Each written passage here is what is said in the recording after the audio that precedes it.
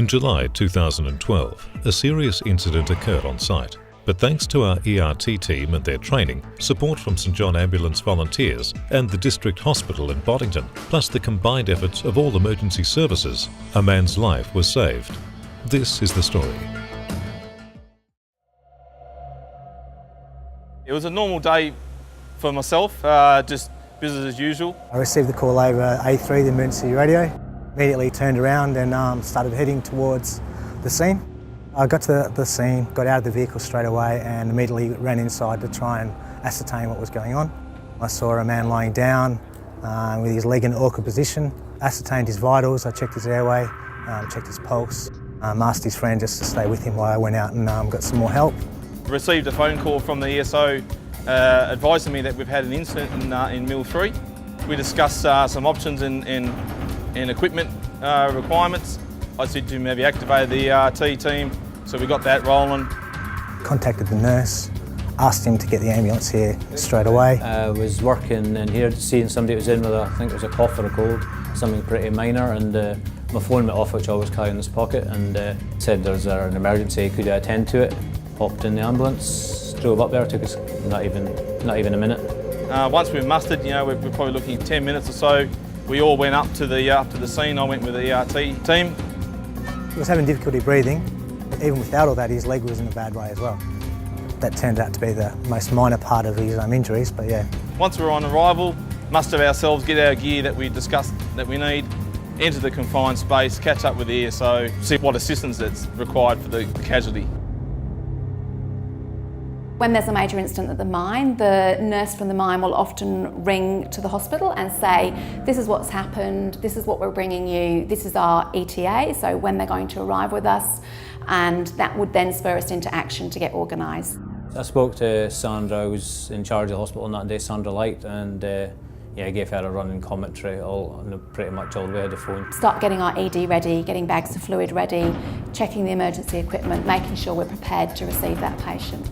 So it's package the patient up, we can't do any more really for him. Off onto a higher level of care, and into town was the decision we made.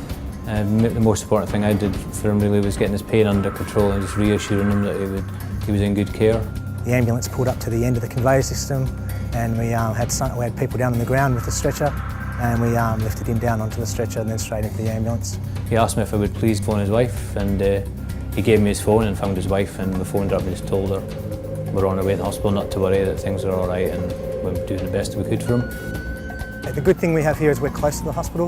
We're not a remote site, so we do rely on them a lot, and then it makes our position here a lot easier because we just have to stabilise them enough to get them to the hospital.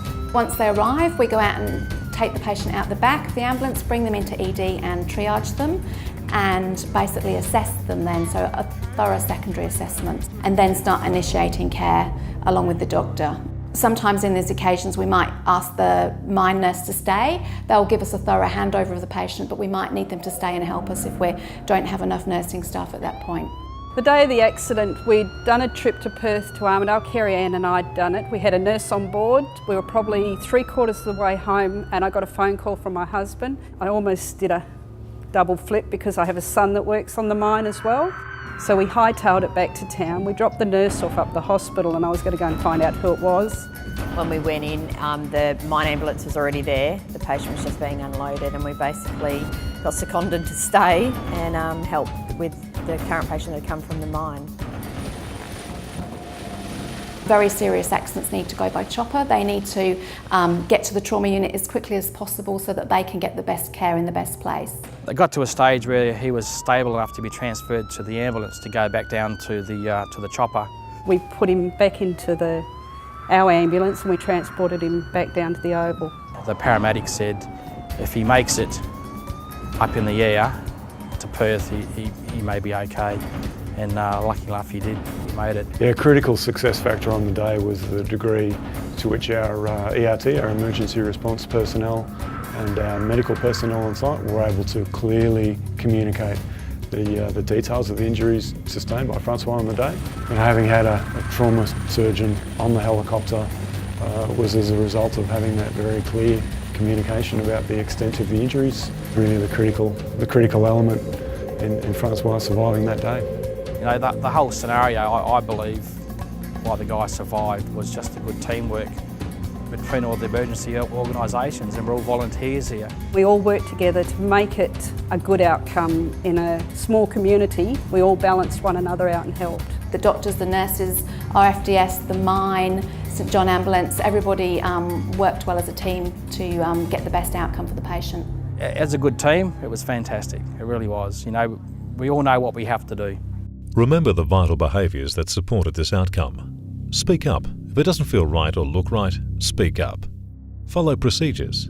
Know what the procedure is for the task that is going to be completed and assess the risk. Look after your mates. If you see your mates underestimating the risk of their task, discuss other options.